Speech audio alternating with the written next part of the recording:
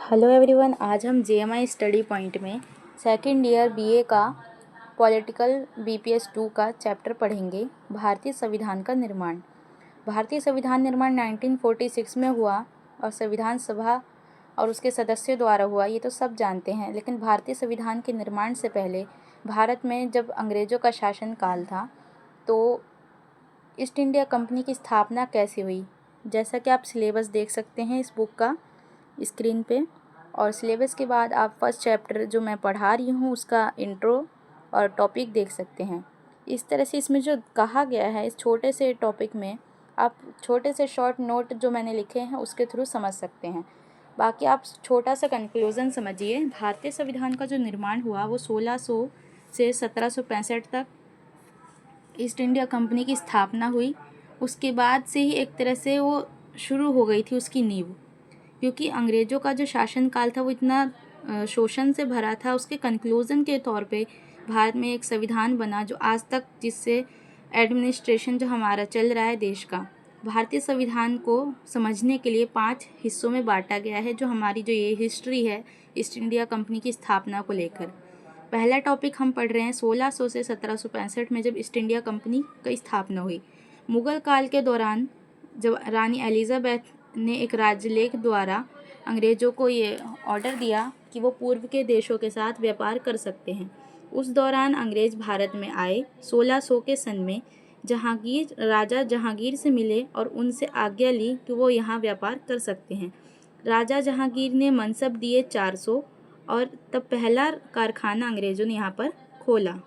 जब अंग्रेज़ों ने यहाँ पर अपना कारखाना खोल लिया, जहांगीर की आज्ञा से सर टॉमस रो ने सूरत में पहला कारखाना स्थापित किया। अंग्रेज़ों ने बम्बई, मद्रास और कलकत्ता को अपना मुख्य केंद्र बनाया। इन सभी जो नगरों को, ये जो नगर थे अंग्रेज़ों के द्वारा कंपनी के, इसको प्रेसिडेंसी नगर के नाम से जाना गया। भारत की जो राजनीति थी अब वो बहुत ही कमज़ोर होने की वजह से अंग्रेज़ जो थे उन्होंने अपनी कंपनी का साम्राज्य बढ़ाते गए और धीरे धीरे 1726 के राजलेख के बाद उनको, अंग्रेज़ों को ये अधिकार मिल गया कि वो यहाँ पर व्यापार के साथ साथ कानून और नियम भी बना सकते हैं। 1600 के राजलेख के अनुसार वो सिर्फ पूर्व के देशों के साथ व्यापार कर सकते थे और यही अधिकार रखते थे। लेकिन इस प्रकार अब जब 1726 में जो राजलेख आया, जो इंग्लैंड की जो रानी थी उनके द्वारा, वहाँ की जो कंपनी के जो हेड थे, कंपनी की सरकार गवर्नर जनरल की परिषद को उपनियम और अध्यादेश पारित करने का अधिकार उनको प्रदान कर दिया गया।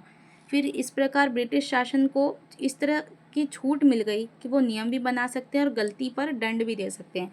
इस बात का उन्होंने बहुत फ़ायदा उठाया और भारतीय जनता को गुलाम बना लिया और अपनी शिक्षा अंग्रेजी शिक्षा और विद्यालय बनाए और लोगों को नई नई चीज़ों की लालच दी। कुछ जैसे जमींदार और अमीर वर्ग वो लालच में आ गए और अपने ही देश में रहकर अपने ही देश के लोगों का शोषण करने लगे।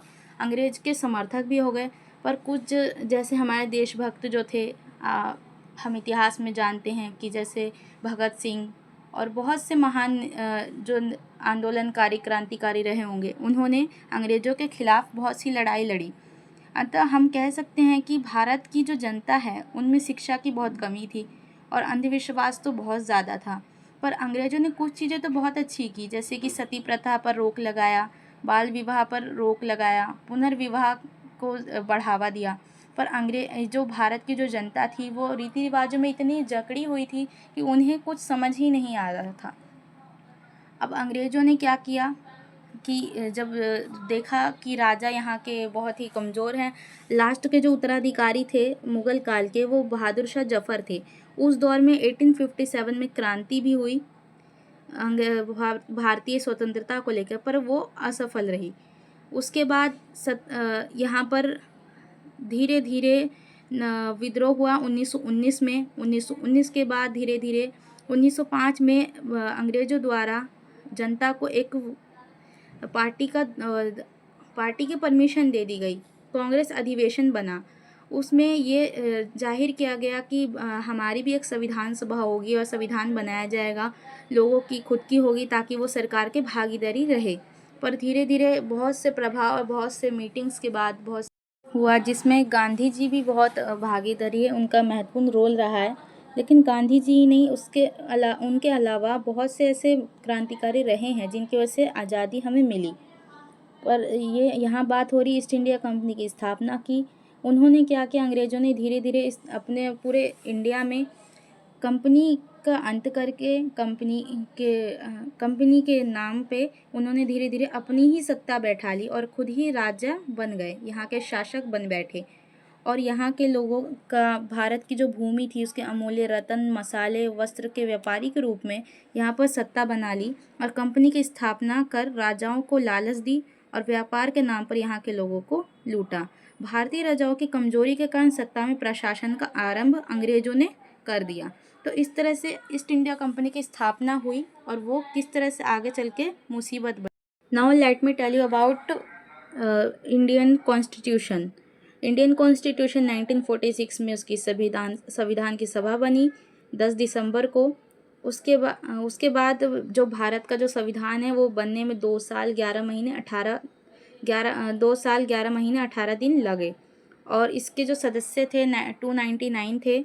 कुछ सदस्य बाद में बंटवारे के बाद पाकिस्तान के सदस्य कहलाए।